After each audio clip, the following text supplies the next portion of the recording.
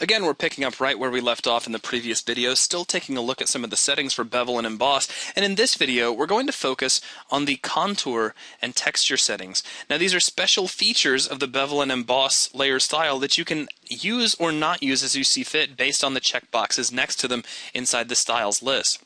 Now to make these a little more apparent, I'm going to start off by taking my Bevel and Emboss structure settings and increasing the size to really make that bevel seem to stand out. Next, we'll go down and switch on contour, and we'll click on contour to go into the contour settings.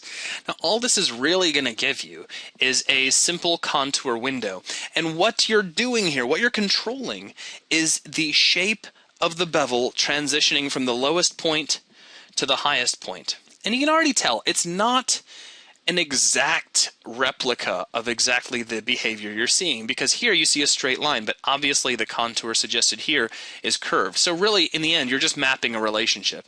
Right now, it's a linear relationship over what we've already defined using our settings as a curved surface. What defined that, in case you're curious, if you're like, well, what was the definition, is the fact that we're using a smooth technique as opposed to like a chisel hard or a chisel soft. Smooth means we will get this nice flowing transition, and contour of linear just means we're linearly mapping across that smooth contour, just so there's no confusion. Now, we can make changes to this curve, and you can see, like, if we do kind of an ease in, like so, to the far end, you see that we are kind of tightening up that relationship at the end. We could do something like an S curve. And you can see how the bottom of the surface appears to stay kind of flat. If I take this point and just hit delete on it and we remove that, then we can flatten out the bottom. And naturally, you can do all kinds of cool stuff like do fun little zigzaggies.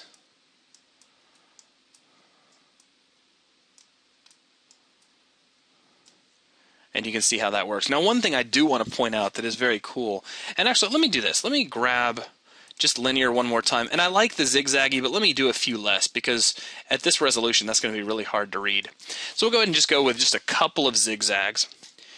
Now, if we check the anti-alias box, you'll really see a difference here. If you look very closely at the edges of my bevel, things look very, very jaggy, especially at the areas of the body of the stick figure.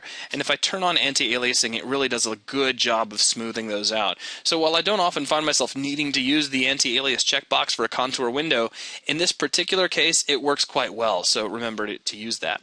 Next, we have the range slider. And what this will do is allow you to control how far into the surface the curve you've defined is going to start. So by kicking this up, you're kind of pushing the effect out, and by sliding it down, you're squeezing the effect in. And you can see the result just by playing with the slider. Now, moving down from here, if I go ahead and turn off contour, we have texture. What texture is going to do is use an existing pattern, kind of like a bump map. Now, if you're a 3D person and I say bump map, you probably just nodded and you're like, okay, I totally understand, makes perfect sense. If you are not a 3D animation person, you don't work with a lot of 3D packages, you're probably like, well, what is a bump map? What this pattern is defining is areas of elevation using a grayscale image. Let me grab something that's got a lot of contrast to it. And if you take a close look at this pattern, you'll see that primarily it's an area of white with some little dark swirlies added throughout it. What this defines in terms of the Bevel and Emboss layer style is that the white areas are raised spots of the texture. The black areas are indentations. And so you can see how that's already having an effect on our result. We have this kind of swirly effect that seems to be covering the surface of our layer. Now, we can do a few things with this.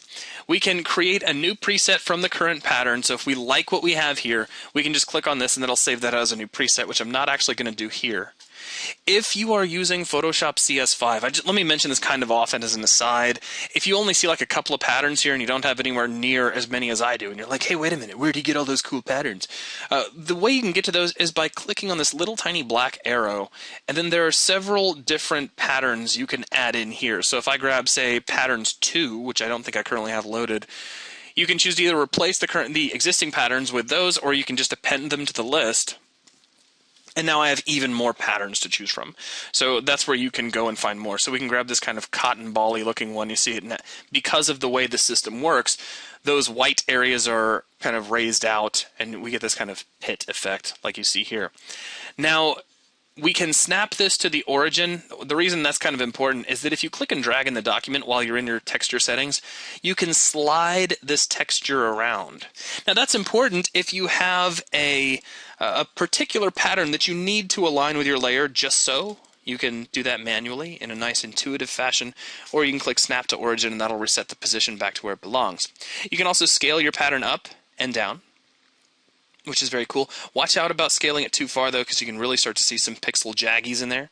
And, of course, scaling it too far down means that you get a lot of heavy repetition, and it can be very easy to see that you have kind of a problematic pattern. Or if you find that nice average in between the two, you can end up with something that looks pretty random and kind of pleasing to the eye. Next, you have a depth scale. This controls how far into the surface this pattern will appear to be pushed. So there you can see we're kind of pushing out, so now the rounded areas are kind of sticking out. And if we flip that around, now the rounded areas are kind of poking back in. Two entirely different looks from the exact same pattern. You can also choose to invert the effect, which is just like sliding the depth scale in the, the depth slider in the opposite direction. So however you want to do that. And then you can link with the layer. Now this is on by default, and I just want to show you how this works. If I click OK to go ahead and commit this, and I grab my move tool and start to move this around, take a close look and notice that the pattern is coming right along like these are all the exact same object, like it's all just one big bitmap or something. If I go back into my Bevel Emboss settings, however, and go down to Texture, and I switch off Link with Layer, now take a look at what happens when I move the layer. That pattern appears to kind of swim across the surface. That's because the pattern is stationary while our layer is not. So it's just you kind of determining whether or not you need your layer to move along with that. In most cases, this will be left on, which is why it's there by default. But if for some reason you need the two to be completely separate, it's a great way to do it. Okay, so that's a look at the contour and texture settings, which wraps up this video and also wraps up our discussion of the bevel and emboss layer style effect. Thank you very much for watching.